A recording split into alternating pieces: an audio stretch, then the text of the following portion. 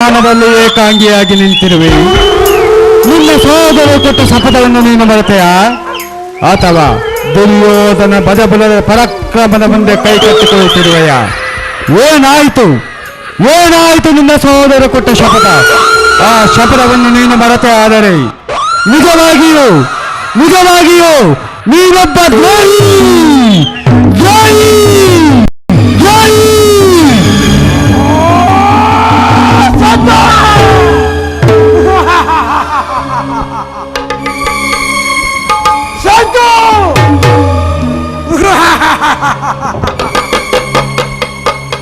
ಈ ಸೌಬಲರಾಜ ಶಕುನಿಯ ಆಶ್ವಾಸನೆಯನ್ನು ಅಲ್ಲಗಳೆದು ಮಾತನಾಡುತ್ತಿರುವ ಅದಮ ಮರುಳುಗಳ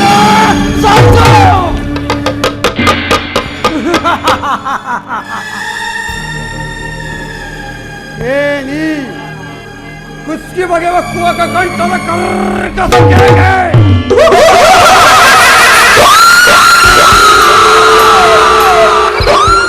ಏನಿ ಪ್ರಳಯೋಗಿ ಜ್ವಾಲೆಯನ್ನು ಪ್ರಚಂಡ ಗೈಯುತ್ತಿರುವ ಚಂಡಮಾರುತ ತಾಂಡವ.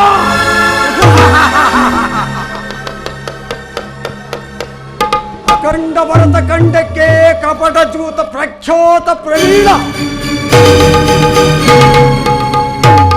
ಮೋತ್ಸರ್ಯದ ಮಾತಿನ ಮಹಾನಿಪುಣ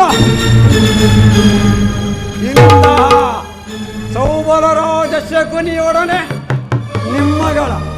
ನಿಮ್ಮಗಳ ಸರಸ ಸೊಲ್ಲಾಟ.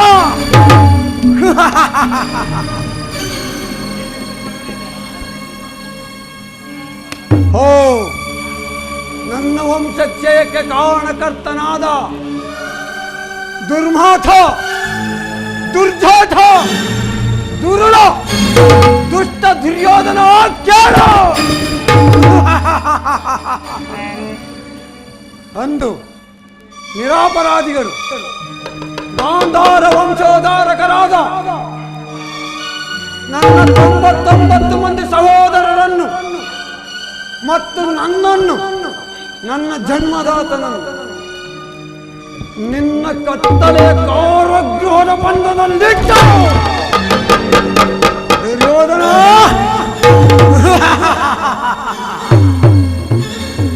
ದಿನಕ್ಕೊಂದು ಹಿಡಿಯನ್ನ ಒಂದು ಒಲೆ ನೀರು ಮಾತ್ರ ಕೊಡುತ್ತಿದ್ದೆ. ದುರ್ಯೋಧನ, ಅಂದು ನೀನು ನೀಡಿದ ಚಿತ್ರ ವಿಚಿತ್ರ ಕಡು ಶಿಕ್ಷೆಯನ್ನು ನೆನೆಸಿಕೊಂಡರೆ ನನ್ನ ಗುಂಡಿಗೆಯು ಅಡಹೋಗುವುದು. ನನ್ನ ಕೈಕಾಲುಗಳು ಕಂಪಿಸುತ್ತಿರುವ, ನನ್ನ ರಕ್ತವು ನರನಾಡಿಗಳಲ್ಲಿ ಕುದಿಯುತ್ತಿರುವುದು. ನನ್ನ ಹೃದಯ ದೇಶ ಜ್ವಾಲೆಯು ದಗದಗನೆ ಹೊತ್ತು ಉರಿಯುತ್ತಿರುವ. ದುರ್ಯೋಧನ ದುರ್ಯೋಧನ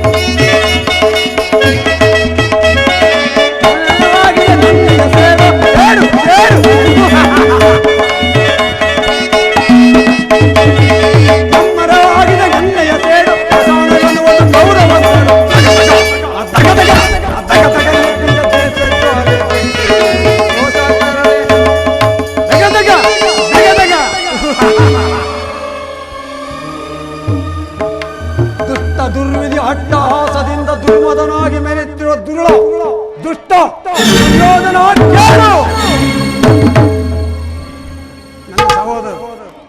ನನ್ನ ಸಹೋದರರು ನಿನ್ನ ಮೇಲೆ ಛಲ ತೀರಿಸಬೇಕೆಂದು ಆ ಈಡಿಗಳನ್ನು ನನಗೆ ಕೊಟ್ಟು ತಾವೆಲ್ಲರೂ ಉಪವಾಸ ಮಾಡಿ ಒಬ್ಬೊಬ್ಬರಾಗೆ ಹತರಾದರು. ದುರ್ಯೋಧನ ಒಬ್ಬೊಬ್ಬರಾಗೆ ಹತರಾದರು. ಅವರ ಮೃತದೇಹಗಳ ಶೂನ್ಯ ದೃಷ್ಟಿಯು ಈಗಲೂ ನನ್ನ ಸ್ತುತಿಪಟದಿಂದ ಅಳಿಯದೆ ಉಳಿದು ನನ್ನ ಹೃದಯವನ್ನು ಸಿರಲಿನಂತೆ ಬೇಧಿಸುತ್ತಿರುವುದು. ದುಷ್ಟ ದುರ್ವಿಧಿ ಅಳಬೇಡಿರಿ, ಹೊಳಬೇಡಿರಿ, ಹೊಳಬೇಡಿರಿ ನನ್ನ ಹತಭಾಗ್ಯ, ಹೊಳಬೇಡಿರಿ ನನ್ನ ಹತಭಾಗ್ಯ ಸಹೋದರರೇ. ದುರ್ಯೋಧನ 99 ಮಂದಿ ಸಹೋದರರನ್ನು ಕಡಿದು ಅವರ ಅಭಿಷೇಕ ಮಾಡಿಸಿದರು. ಹೊಳಬೇಡಿರಿ, ಹೊಳಬೇಡಿ ನನ್ನ ಹತಭಾಗ್ಯ ಸಹೋದರರೇ, ಹೊಳಬೇಡಿರಿ, ಹೊಳಬೇಡಿರಿ. ದುಷ್ಟ ದುರ್ವಿಧಿ ಹಟ್ಟಾಸದಿಂದ ದುಷ್ಟ ದುರ್ಯೋಧನ ಕೇಳು. ನಾನು ನಿನ್ನಂತೆ ನನ್ನ 99 ಮಂದಿ ಸಹೋದರನೊಡಗೂಡಿ ಏಕಚಕ್ರಾಧಿಪತ್ಯವನ್ನು ಸ್ಥಾಪಿಸಿ ಸಮಸ್ತ ಸಾಮಂತರಿಂದ ಓಲೈಸಿಕೊಂಡು ಸಾಮ್ರಾಟನಾಗಿ ಮೆರೆಯಬಹುದಾಗಿತ್ತು.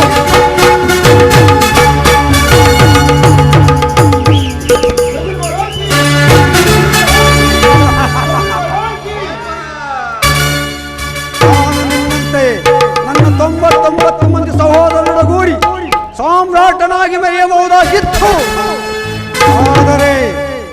ಆದರೆ ಅಂದಿನ ಆಸೆ ಆಕಾಂಕ್ಷೆಗಳೆಲ್ಲವೂ ಗಾಳಿಗೂ ಹಬ್ಬರವಾದವು.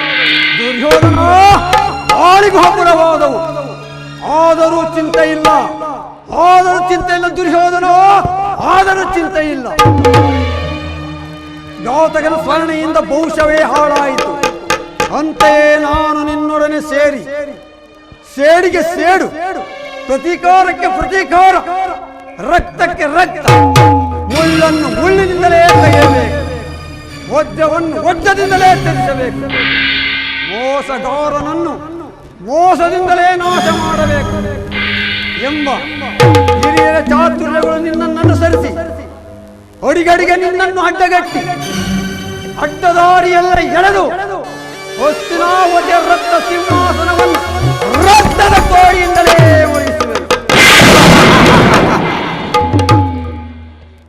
ಈ ಕುರುಕ್ಷೇತ್ರದಲ್ಲಿ ಈ ಶಕುನಿಯಿಂದ ನಿನಗಾಗುವ ಹಿಂಸೆ ಭಯಾನಕ, ಅತೀ ಭಯಾನಕವೆನಿಸುವುದು.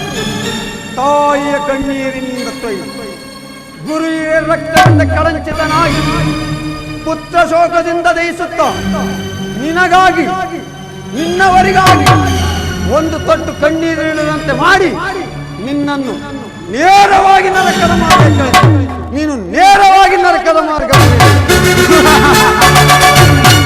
ಯಾರಿಗೆ ಮಾವ ನರಕದ ಮಾರ್ಗ? ಮತ್ತಿನ್ಯಾರಿಗೆ? ನಿನಗೆ ಮಾವ.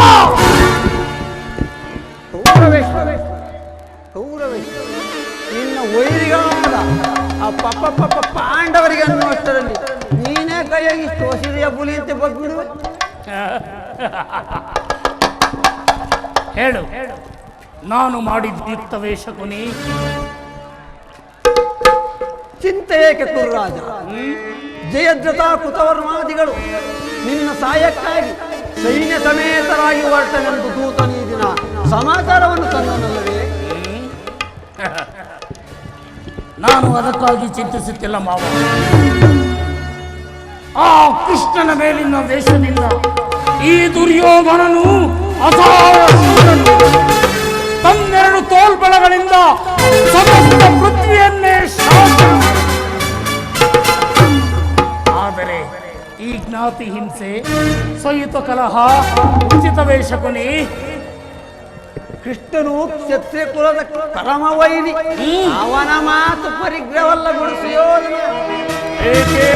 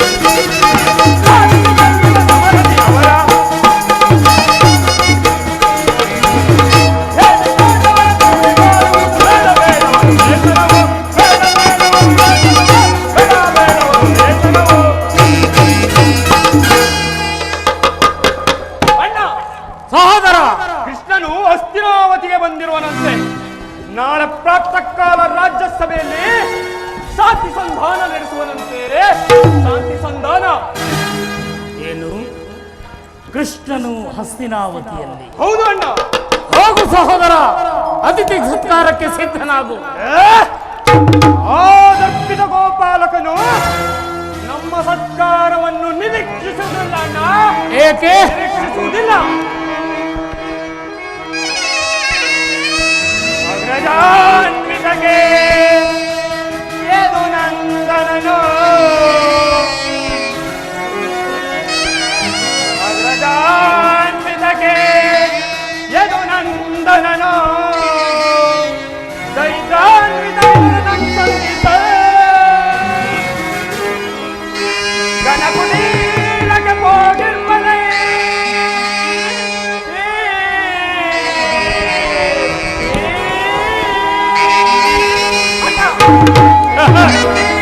ಹೋಗಿರ್ಬಲೆ ಸೈಸಲ ಸದರ ಮುಯನಗೆ ಅಗ್ರಜ.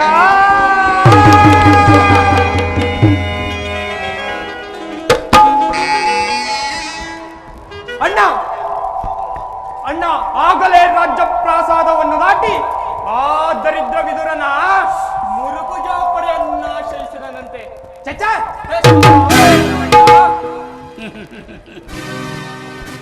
ಇದು ಅಪಮಾನವಲ್ಲ ಸಹೋದರ. ಮತ್ತೆ ಕೃಷ್ಣನಿಗೆ ವಿದುರನಂತ ಭಕ್ತರು ಮತ್ತಾರಿಹರು. ಇರಬಹುದು. ಈ ದಿನ ಆತನ ಜೋಪಡಿಯ ಪ್ರಸಾದವನ್ನೇ ಸ್ವೀಕರಿಸಿ ನಾಳೆ ನಮ್ಮ ಅರಗೆ ಮನೆಗೆ ಬರಲಿ. ಹೋಗು ಸಹೋದರ, ಅತಿಥಿ ಸತ್ಕಾರಕ್ಕೆ ಸಿದ್ಧನಾಗು. ಆದರೂ ರಾಯಭಾರಿಯಾಗಿ ಬಂದವನನ್ನು ರಾಜಮರ್ಯಾದೆಯನ್ನು ತಿರಸ್ಕರಿಸುವುದು ಅಪಮಾನಕರ. ಅಣ್ಣ, ಕುಲಚಲವೆಂಬ ಗದೆ ಹಿಡಿದ ಪಂಥ ಆ ಪಂಡ ಭೀಮನ ಬಿಸಿ ರಕ್ತಪಾತ ಕೊನೆಗೊಳ್ಳದು. ಅಣ್ಣ, ನೀನವನನ್ನು ಕ್ಷಮಿಸಬಹುದು.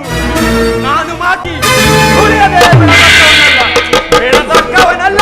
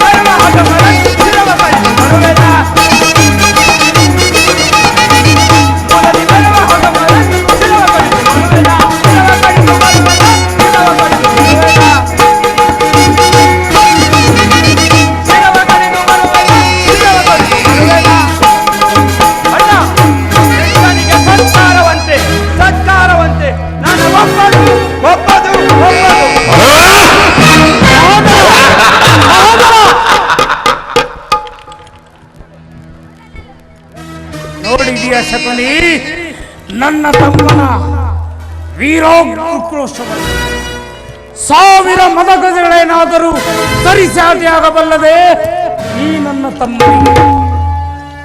ಹೇಳು, ಈಗ ಏನು ಮಾಡುವುದು ಶಕುನಿ? ಕೃಷ್ಣನ ಸಂಧಾನಕ್ಕೆ ಸಮ್ಮತಿಸುವುದೇ ಅಥವಾ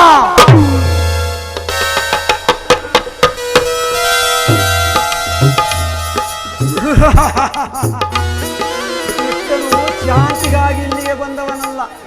ಹಾಗಿದ್ದರೆ ವಸ್ತುನಾವತಿಯ ಚಕ್ರೇಶ್ವರ ಅಷ್ಟೈಶ್ವರ್ಯ ಸಂಪನ್ನ, ಅಭಿಮಾನಧನ, ಧಾರಾಳ ಹೃದಯ, ಇಂತಹ ದುರ್ಯೋಧನ ಸಾರ್ವಭೌಮನ ವೈಭವವನ್ನು ತೃಣೀಕರಿಸಿ ಕೇವಲ ಆ ದಾರಿ ಪುತ್ರದ ಮುರುಕನ ಜೋಪಡಿಯನ್ನು ಆಶೀರ್ವಿಸುತ್ತಿದ್ದೇನೆ. ಆರಂಭದಲ್ಲಿಯೇ ಸಹಿಸಲಾಗದ ಅಪಮಾನ, ಭಕ್ತಿ ವೈರಾಗ್ಯನವರಿಂದ ವಂಚಿತನಾಗಿ ನೀ ಅಪಮಾನವನ್ನೇಗೆ ಸಹಿಸುವ ದುರ್ಯೋಧನ?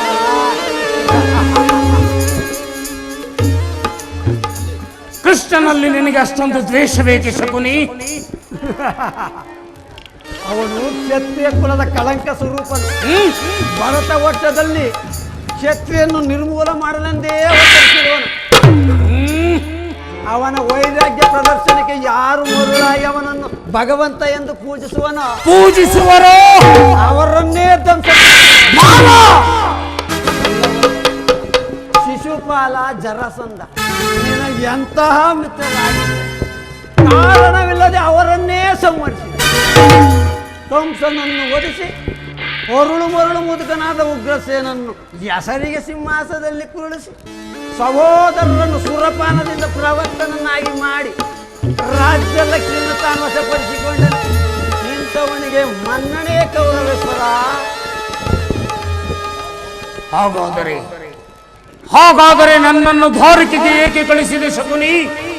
ಆ ನಂದಗೋಪಾಲನ ಮನೆಯಲ್ಲಿ ದೇಹಿ ದೇಹಿ ಎಂದು ಭಿಕ್ಷೆ ಬೇಡುವುದು ಈ ಛಲದಂಕ ಮಲ್ಲನಿಗೆ ಉಚಿತವಾಗಿತ್ತೇ? ಅದಕ್ಕೂ ಒಂದು ಉದ್ದೇಶವಿತ್ತು. ಏನಾ ಉದ್ದೇಶ? ಬಹಳ ಸ್ವಲ್ಪದ ವಿಷಯವನ್ನು ಕಿತ್ತು ಬಳಿಕ ಅದರೊಡನೆ ಸರಸವಾಡಬಹುದಲ್ಲ.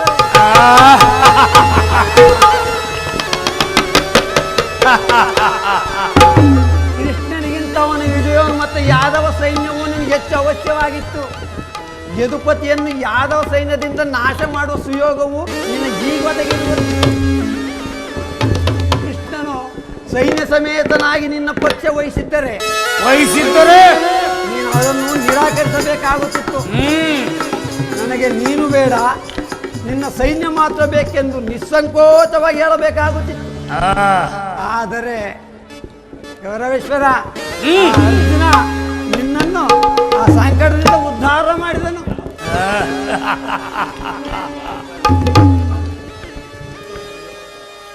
ಕೃಷ್ಣನು ನೀನು ಹೇಳುವಂತಹ ವಂಚಕನೇ ಇರಬಹುದು, ಆದರೆ ಅವನ ಮೇಲಿನ ದ್ವೇಷದಿಂದ ಆ ಪಾಂಡವರನ್ನು ಹಿಂಸಿಸಬೇಕಾಗುವುದಲ್ಲ. ಪಾಂಡವರು ನಿನ್ನ ಬಾಯಲ್ಲಿ ನೀತಿಯ ವಚನ. ಪಾಂಡವರನ್ನು ಕೃಷ್ಣನಿಂದ ಬೇರೆ ಮಾಡಲಾಗದು. ಏಕಾಗದು. ಅವರೆಲ್ಲರೂ ಅವನ ಆಜ್ಞಾಧಾರಕರು.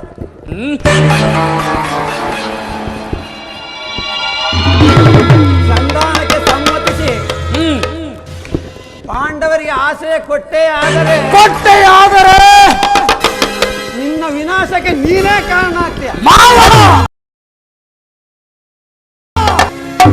ಪಗಡೆ ಆಟದಲ್ಲಿ ಸೋತಾಗಲೇ ರಾಜ್ಯದ ಮೇಲಿದ್ದ ಅವರ ಹಕ್ಕು ನಷ್ಟವಾಯಿತು. ಪುನಃ ಅವರದನ್ನು ಹೊಂದುವುದೆಂದರೇನು? ಕ್ಷತ್ರಿಯ ವೀರರಿಂದ ಹೊಣುಗೊತ್ತಳಾದ ಕುರುಭೂಮಿಯ ರಾಜ್ಯ ಲಕ್ಷ್ಮಿಯನ್ನು ಕೇವಲ ಭಿಕ್ಷಿಕರೇ ಆಚರಣೆಯಲ್ಲಿ ನನಗೆ ಉಚಿತವೇ ಕೌರವೇಶ್ವರ? ಪಾಂಡವರು ರಾಜ್ಯಕ್ಕಾಗಿ ಹಂಬಲಿಸುತ್ತಿದ್ದರೆ ರಣಕ್ಷೇತ್ರದಲ್ಲಿ ಅಲ್ಲದೆ ಮೇಲಿಂದ ಮೇಲೆ ದೈನ್ಯ ವೃತ್ತಿ ಯಾಕೆ? ದೇಹಿ ದೇಹಿ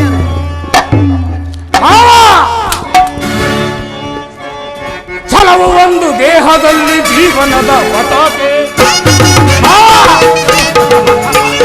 ಛಲವು ಒಂದು ದೇಹದಲ್ಲಿ ಜೀವನದ ಪತಾಕೆ. ಉಡುಪು ಎನ್ನ ಆಯಸ್ಸು ಭವ್ಯ ಕುರುಕುಲಕ್ಕೆ. ಮುಡುಪು ಎನ್ನ ಆಯಸ್ಸು ಭವ್ಯ ಕುರುಕುಲಕ್ಕೆ. ಪಡೆದು ಬಂದ ರಾಜ್ಯವನ್ನು ಮರಳಿ ಕೊಡಲು ಸಾಧ್ಯವೇ? ಪಡೆದು ಬಂದ ರಾಜ್ಯವನ್ನು ಮರಳಿ ಕೊಡಲು ಸಾಧ್ಯವೇ? ಕಳಂಕ ಪಡಿದ ಪಾಂಡವರಿಗೆ ಇದು ನ್ಯಾಯವಲ್ಲವೇ? ಕಳಂಕ ಪಡಿದ ಪಾಂಡವರಿಗೆ ಇದು ನ್ಯಾಯವಲ್ಲವೇ? ಅರಿಯಬಲ್ಲ ಅರಿಯದವನು ಹಾಗೆ ಮಾಡಬಲ್ಲ. ಅರಿಯಬಲ್ಲ ಅರಿಯದವನು ಹಾಗೆ ಮಾಡಬಲ್ಲ. ಹೆದರಿ ಓಡಿ ಹೋಗಲಾರ ಛಲದಂಡ ಮಲ್ಲ. ಹೆದರಿ ಓಡಿ ಹೋಗಲಾರ ಛಲದಂಡ ಮಲ್ಲ. ಛಲದಂಡ ಮಲ್ಲ ಜಲ ಕೊಡುವುದಿಲ್ಲ. ಛಲದಂಡ ಮಲ್ಲ ಜಲ ಕೊಡುವುದಿಲ್ಲ. ಜಲ ಕೊಡುವುದಿಲ್ಲ. ಛಲ ಬಿಡುವುದಿಲ್ಲ.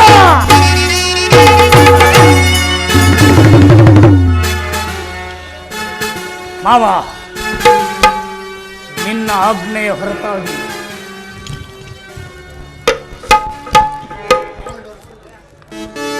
ಆ ಪಾಂಡವರಿಗೆ ಸೂಜಿ ಮನೆಯಷ್ಟು ಜಾಗವನ್ನು ಕೊಡುವುದಿಲ್ಲ, ಕೊಡಲಾರದು. ಕೊಡಕೂಡದು, ಕೊಡಲೇ ಕೂಡದು, ಕೊಡುವುದು ಇಲ್ಲ. ಮಾತ್ರವಲ್ಲ ಸುಯೋಧನ, ಸಂಧಿಯ ವಿಚಾರದಲ್ಲಿ ಬಾರಿ ಬಾರಿಗೆ ಪ್ರತಿಭೆಯನ್ನು ತೋರುತ್ತಿರುವ ಗೊಲ್ಲ ತಳ್ಳ ಕೃಷ್ಣನಿಗೆ ತಕ್ಕ ಪ್ರಾಯಶ್ಚಿತ್ತ ಆಗಲೇಬೇಕು, ಆಗಲೇಬೇಕು. ಆಗಲೇಬೇಕು. ಆ ಕಳ್ಳ ಕೃಷ್ಣನಿಗೆ ಆಗಲೇಬೇಕು. ಆ ವಿಚಾರದಲ್ಲಿ ನನ್ನದೊಂದು ಸಲಹೆ ಇರುವುದು ದುರ್ಯೋಧನ. ಏನದು ನಿನ್ನ ಸಲಹೆ?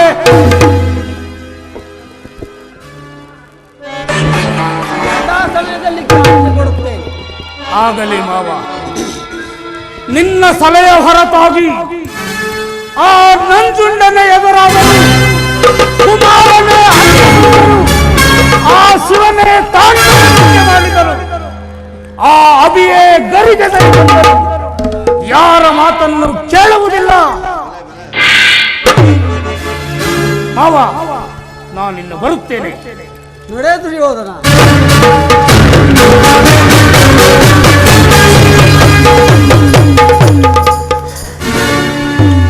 ನಡೆ ದುರ್ಯೋಧನ ನಡೆ.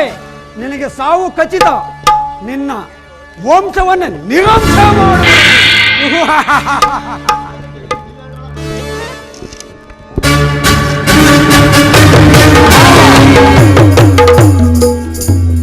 ಮಾತು ಮಾತಿಗೂ ಸರ್ವನಾಶ, ನಿರ್ವಂಶ ಅಂತ ಹೇಳಿದ್ರಲ್ಲ, ಯಾರಿಗೆ ಮಾವ ನಿರ್ವಂಶ? ನಿನ್ನ ವೈರಿಗಳಾದ ಪಾಂಡವರಿಗೆ. ಹಾಗಾದರೆ ಸರಿ, ನಾನಿನ್ನು ಬರುತ್ತೇನೆ ಮಾವ. ನಡೆ ನಡೆ.